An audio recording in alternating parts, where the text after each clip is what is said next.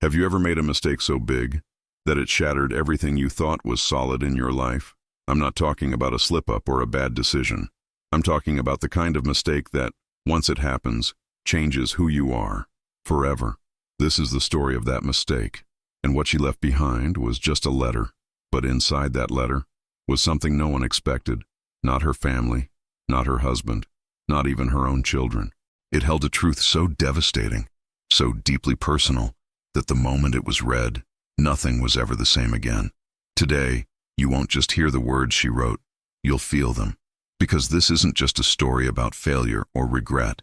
This is a story about a collapse so total that it cracked open the gates to something sacred, transformation, redemption, and a reconnection with God that no one saw coming. Her name was Claire, a wife, a mother, a woman who seemed to have it all, until one day she vanished. No goodbye, no fight, just silence, and a single envelope. We found the letter days later, crumpled, torn, like it had been read too many times, or maybe too late, and what it said, you'll hear it soon. But before we dive into the raw, unfiltered truth behind this life-altering moment, let me ask you something. Have you ever done something that haunted you every single day? Have you ever prayed to God, not for forgiveness, but for the chance to start over? Because if you have, you're not alone, and what you'll hear today might just be the permission your soul has been begging for. This video isn't just for people who've made mistakes. It's for the broken, the silent, the ones who smile in front of everyone, but cry when no one's watching. It's for you, if you've ever believed, even for a second, that maybe you're too far gone to find your way back. You're not, and what you're about to hear might be the beginning of your return. But listen carefully, because every sentence in that letter is a key to healing, to awakening, to remembering who you really are, and what you came here to become. I'm not here to tell you everything will be okay. I'm here to show you that even in the wreckage, even in the ruins, God never left, and neither did your purpose. So stay with me until the end, because this isn't just a story. It's a message, a frequency, one that's been waiting, just for you. She wasn't supposed to leave, not like that, not without saying goodbye. But that's exactly what she did. Claire, a woman who once held dinner parties, smiled through PTA meetings, and tucked her kids in with lullabies, was gone. No trace, no voice, no warning. Just that letter, that unsent letter. The house that morning felt colder than usual.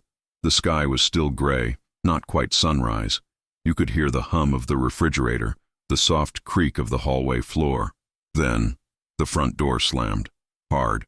That sharp wooden thud still echoes in her husband's memory like it happened yesterday. And maybe, in a way, it did. Claire had made a decision, one that couldn't be reversed, one that would leave deep regret in every corner of the home she once called sacred. The paper she wrote on was still warm from her touch, ink smeared on the edge as if tears had fallen and blended with her handwriting. The words weren't long, but they didn't have to be. I'm sorry. I broke something I can't fix. In a single breath, everything cracked. The kids were still asleep upstairs. Her husband, confused, half-dressed, ran to the driveway barefoot. And there she was, stepping into a yellow taxi as if it were any other day. But this wasn't just a ride. This was escape. This was exile. He shouted her name. She didn't turn back. And if you listen closely to stories like this, there's always that one moment, that point of no return. For Claire, it was the second the car door clicked shut. The sound so final, so permanent, it felt like the world had taken a breath and held it. The neighbors peeked through their windows. Her youngest daughter stood at the upstairs window, small fingers pressed against the glass. There were no explanations, just eyes wide with confusion, and a silence that swallowed the entire block. Can you imagine if it were you, watching someone you love disappear without closure? The kind of goodbye that isn't spoken, but screamed in silence? That moment where the person you thought you knew makes a choice that burns everything behind them. Claire's mistake wasn't just personal. It was emotional, a betrayal, a fracture in trust so severe that healing felt impossible. Maybe she thought disappearing was kinder than staying. Maybe she believed that her last words could do what her presence never could, make her family understand. But regret doesn't fade with distance. And the letter she left behind, it was never meant to be found. It was tucked between the pages of a worn-out Bible in their bedroom. The ink had dried unevenly. Her handwriting trembled near the edges, and if you look at it long enough, it almost feels like her hand is still holding it. And then, cut, a flash of her hand writing, close up on her fingers, ink smearing across the page, a sound, like wind against the window, then silence, pure, deafening silence. She had to go. She believed she had to act before it was too late, and maybe, just maybe, she thought it was the only way to protect the ones she loved from the truth she couldn't say out loud. If you've ever felt that chill down your spine, staring at something you can't take back, drop a comment below saying, "I felt it." Someone else might need to see that they're not alone. And what came next was something no one could have predicted. The letter was still there, folded once, edges worn, hidden where no one would ever look unless they were truly desperate to understand. And maybe that's what her husband became in those days after. Desperate, not just for answers, but for meaning. For something that could explain why a woman like Claire, someone who prayed over every meal, kissed every forehead, left behind only ink on paper instead of words from her lips.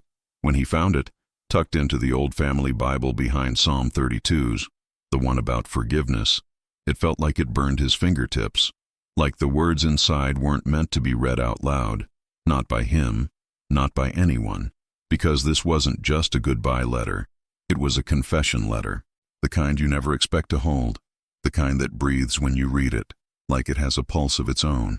It started simply, "If you're reading this, I'm gone."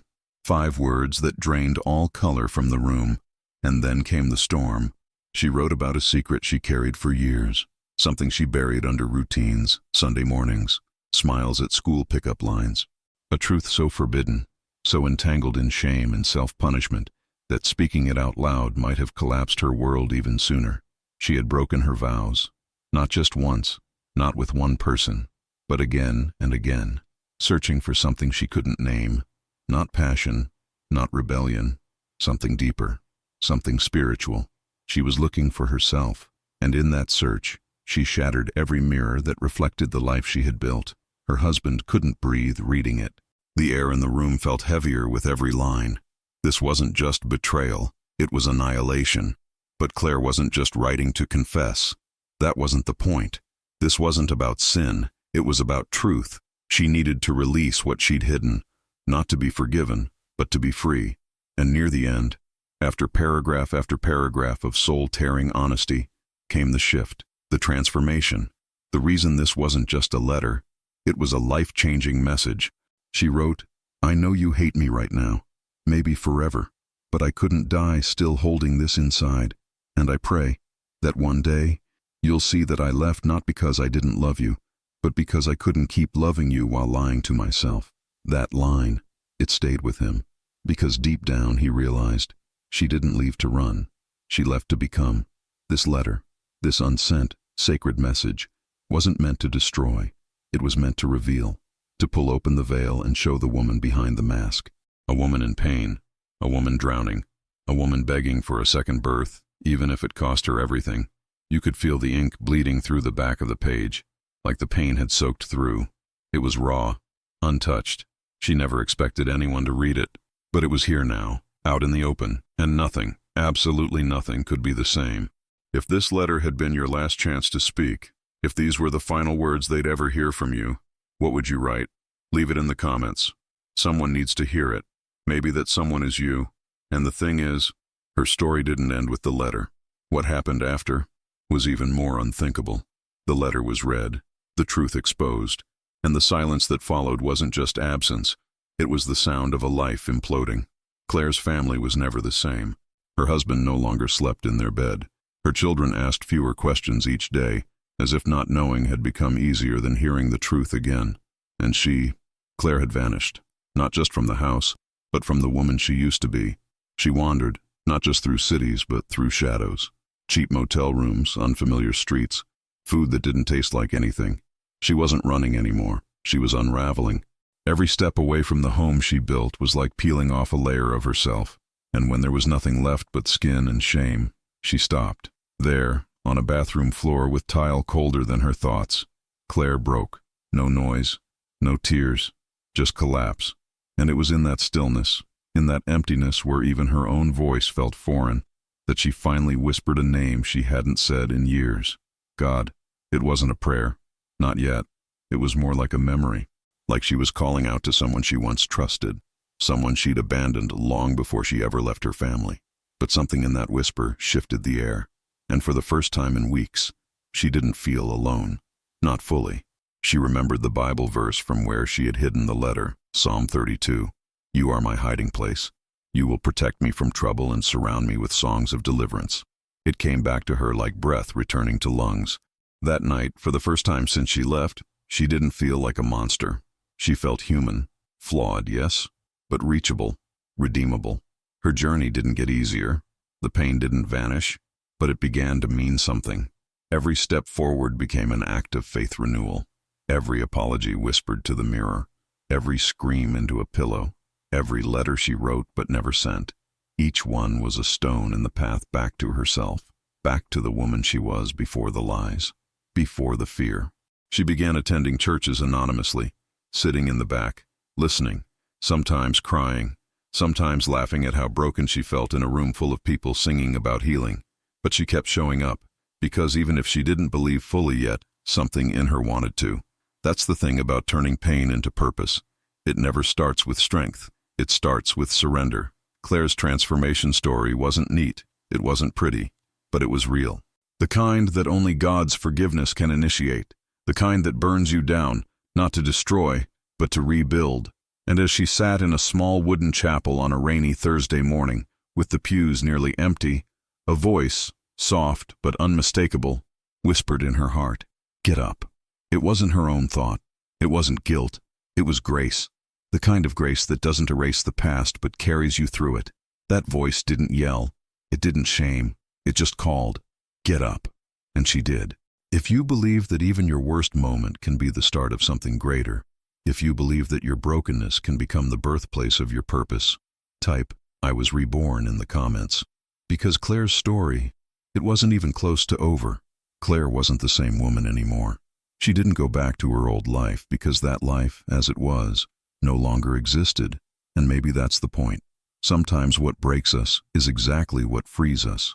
Her mistake, her unsent letter, her moment of collapse, it didn't define her, but it did awaken her. The very thing she thought would ruin her forever became the doorway to everything she was meant to become. For months, she lived in quiet spaces. She stopped trying to fix the past and started planting something new. Her days were slow, honest, and sacred. Not perfect, never that, but they were real. She journaled. She prayed.